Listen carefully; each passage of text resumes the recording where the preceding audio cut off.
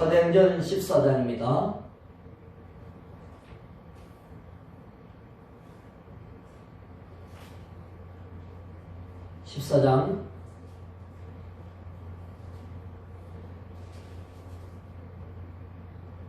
자, 5절부터 7절까지 봅니다. 14장 5절부터 7절까지 시작. 이방인과 유대인과 그 관리들이 두 사도를 모욕하며 돌로 치려고 달려드니 그들이 알고 도망하여 루가오니아의 두 성 루스드라와 더베와 그 근방으로 가서 거기서 복음을 전하니라. 아멘. 피시디아 안디옥에는 많은 사람이 예수를 믿었습니다. 상당히 큰 도시였기 때문에 회당들이 여러 있었죠. 유대인들이 바울의 말을 듣고, 바울의 말이 별겁니까? 십자가에 죽으신 예수 그리스도, 그분이 그리스도다, 메시아다, 약속의 주님이며 성경이 약속된 대로 다윗의 후손으로 오신 왕중왕이시다, 전한 거예요. 다윗이 예언할 때에 썩지 않는다고 하신 내용이 바로 예수가 부활하신 걸 말하는 거다. 어찌 사람이 안 썩을 수 있냐? 다윗 자신도 썩었는데. 예수 그리스도를 우리는 부활한 예수를 만났다, 보았다, 함께 있었다. 많은 사람들이 그 예수를 믿었어요. 이 유대인들은 고개를 절레절레 흔들었죠. 다른 메시아가 올 거라고 믿고 예수는 메시아가 아니다, 이런 의식을 갖고 있었기 때문에 이제 엄청나게 핍박방해가 일어납니다. 그래서 결국은 이고니온에서 이 회당에 들어가서 또 말을 할 때에도 놀라운 역사가 또 일어났어요.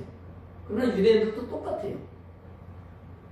피시디아 안디옥을 떠나서 이고니온에 가도 이방인들 가운데 믿는 사람인데 이상하게 성경을 아는 사람, 이상하게 하나님을 모르고 기도한다는 사람은 희한하죠. 영생 복음의 말씀에 귀를 막아버려요. 그래서 결국은 돌로 치료가 있다. 이거는 신성모독 또는 예수를 왕이라고 하면 황제에 대한 황제 숭배 거절, 이래가지고 돌로 때려 죽이려고 하는 거예요. 결국 그 자리에 있을 수 없죠. 이제 결국은 박해가 일어나는 건 뭐냐면 말씀이 살아서 역사한다는 뜻이에요. 말씀이 살아있으면 두 가지가 나옵니다.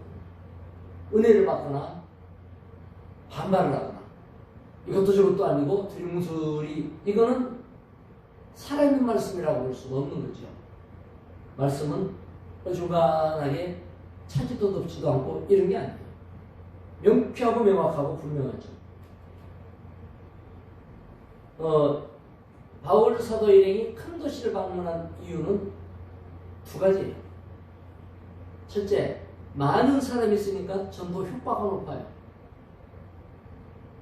시골에 여기 한 사람 저기 한 사람 만나러 다니는 사람 찾기도 힘든 곳에서는 전도 효과가 없어요. 또 하나는 당연히 시간이 절약이 돼요. 한꺼번에 여러 사람을 만날 수 있기 때문에 절약이 돼요. 따라서 짧은 시간 안에 많은 사람에게 복음을 전할 수 있는 효과적인 방법은 도시전도에 있었어요. 그래서 우리나라 장로교단들도 도시전도를 했어요. 감리교단도 도시전도를 했어요. 그런데 이제 바이블 이 프레스비테리안이라고 성경장로회라는 측이 있어요. 거기는 초창기 선교사들이 농촌 전도를 했어요. 그것도 농촌도 사람도 별로 살지 않는 강원도에 가가지고 주로 전도를 했거든요. 세월이 지나고 나서 보니까 장로교단, 감리교단 굉장히 많잖아요. 장로교가 제일 많죠. 숫자도 보면 그렇고 교인 숫자도 제일 많아요. 장로교인이 뭐 600만 뭐 이렇게 된다는 거 아닙니까? 그런데 이 성경장로교단은 강원도에 가면요, 교회가 많아요. 두세 개. 그래 이제 우리가 홍천에 있는 두촌면에 그 교회가 있어서 가서 예배도 드리고 한 적이 있었는데, 같은 장로교회가 그렇게 약해요. 결국은 뭐예요? 전도는 기왕이면 한 사람씩 만나는 것 중요하죠. 그러나 필요할 때면 여럿이서 함께 전도하는 것도 중요하다. 단체 전도하는 것도 중요하다. 이러다 보니까 효과가 있으니까 한꺼번에 쏠리잖아요. 복음으로. 유대인들은 유대교로 오라고 하는데 쏠려나가요. 이래서 돌로 쳐 죽이려고 하니까 할 수 없이 그곳을 떠날 수밖에 없죠. 이래서 8절로부터 이제 루스드라로 오는 거예요. 루스드라에서는 바울이 더 큰 봉변을 당합니다만은 18절, 19절 한번 읽어볼까요? 18절, 17절, 18절만 봅시다. 17절, 18절 시작. 그러나 자기를 증언하지 아니하시는 것이 아니니 곧 여러분에게 하늘로부터 비를 내리시며 결실기를 주시는 선한 일을 하사 음식과 기쁨으로 여러분의 마음에 만족하게 하셨느니라 하고 이렇게 말하여 겨우 무리를 말려 자기들에게 제사를 하지 못하게 하니라. 루스드라로 이동을 했어요. 거기서 전도를 했는데 거기는 기적이 일어납니다. 걷지를 못하는 사람이 있었는데요, 나면서부터 이렇게 됐어요. 바울이 말씀을 전할 때 그 말씀을 집중해서 듣고 있어요. 이게 이제 성령이 역사할까 안 할까를 어떤 사람을 분별하느냐, 저 사람 은혜 받고 응답 받겠냐 말겠냐는 설교할 때 그 태도 보면 알아요. 여기 보니까 이 사람은 바울이 말하는 것을 구절에 보니까 듣고 있는데 주목해 보니까 바울이 구원받을 만한 믿음이 있다. 이것은 반응이 좋은 거예요. 그래서 자 일어나 걸어라 명령을 했더니 벌떡 일어나 걷게 됐어요. 이게 그 도시에 이런 일이 한 번도 없었던 일인데 마술사도 있고 뭐 종교도 많고 귀신도 많이 섬기고 이런 것임에도 불구하고 바울 사도같이 즉석에서 주저앉은 사람이 일어나 걷는 것은 처음이지 않습니까? 이랬더니 그 지역의 방언으로 일반인들은 못 알아듣는 소리죠.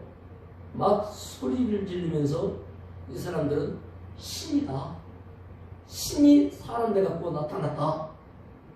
이러면서 바나바는 점잖은 분이거든요. 바울은 지금 설교하지 않습니까? 그 바나바는 신의 왕이다. 제우스.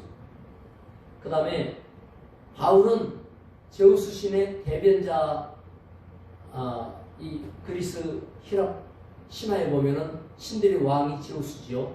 그리고 대변자가 헤르메스, 허메, 헤르메스다 이러고서는 제사를 지내야 된다 이거요. 우리한테 신들이 오셨으니 이래가지고 그냥 온 도시가 들썩이고 난리가 났습니다. 이래서 신당의 제사장들까지 쫓아와가지고 소도 데리고 옵니다. 뭐 또 화환도 갖고 옵니다. 막 이 전도팀들 앞에다가 꽃을 펼쳐놓고 그 다음에 막 제사를 하려고 음식을 차리고 난리가 났습니다. 이래서 바울 사도 일행이 거기에 만류를 하는 겁니다. 우리도 똑같은 사람이다. 그런데 왜 이런 기적의 역사가 일어나는 걸 설명을 하는 거예요. 바울 사도의 설명은 복음 전파입니다. 전도할 때 유대인들에게는 성경을 들어서 구세주를 증언했거든요. 구약의 선지자가 이렇게 예언했다. 구약의 선지자들이 메시아 구세주를 이렇게 예언한 대로 이분이 이렇다. 또 구약의 선지자들이 예언할 때 그 선지자들을 그렇게 예언했다고 핍박하고 죽이기도 했는데 바로 예수 십자가에 죽인 사람들은 바로 여러분의 동족들 아니냐. 성경이 응한 대로 핍박을 했다. 성경으로 설교했어요. 성경 모르는 이 사람들 왜 귀신 내려왔다 그 다음에 막 하늘 신이 내려왔다. 이런 사람들한테는 뭘로 설명을 합니까? 자연을 들어 설명합니다. 비를 봐라. 농사 짓는 걸 봐라. 열매를 봐라. 먹고 사는 음식을 봐라. 이게 어디서 왔겠냐? 하면서 창조주 하나님을 설명합니다. 그리하여 해서 온 무리들이 제사를 할 수 없도록 막았죠. 이처럼 복음을 전할 때 예수를 전하기는 전하는데 무턱대고 전하는 것이 아니라 상대가 알고 있는 내용, 관심받고 있는 내용, 그 사람의 어떤 필요한 말투 이런 걸 동원해가지고 얘기를 하는 겁니다. 그래서 성령이 역사했습니다. 이래서 이걸 뭐냐면 맞춤 처방이라고 그러죠. 맞춤 처방. 사람 따라서 맞춰갖고 얘기한다. 이게 쉬운 건 아니에요. 싹 얼른 파악을 해야 되니까 쉬운 건 아닌데 하다 보면 성령이 역사하시기 때문에 또 안 될 것도 아니에요. 우리는 오늘 또 사람을 만날 수 있고 일을 해나갑니다. 어떤 일이 우리에게 일어날지 모르지만 하나님이 거기에 딱 걸맞는 축복의 사람답게 또 복음 가진 자답게 쓰임받기 원합니다. 하나님이 성령 역사하여 복 주시기를 원합니다. 그 은혜와 복이 넘치기를 축원합니다. 기도합시다. 하나님 아버지 감사합니다. 우리의 걸음을 인도해 주시며 좋은 일, 굳은 일, 수없이 많이 있는 일 가운데 하나님 영광 나타내고 우리에게는 기쁨과 보람이며 하나님의 역사 일어나게 하여 주시옵소서. 예수님의 이름으로 기도드리옵나이다. 아멘.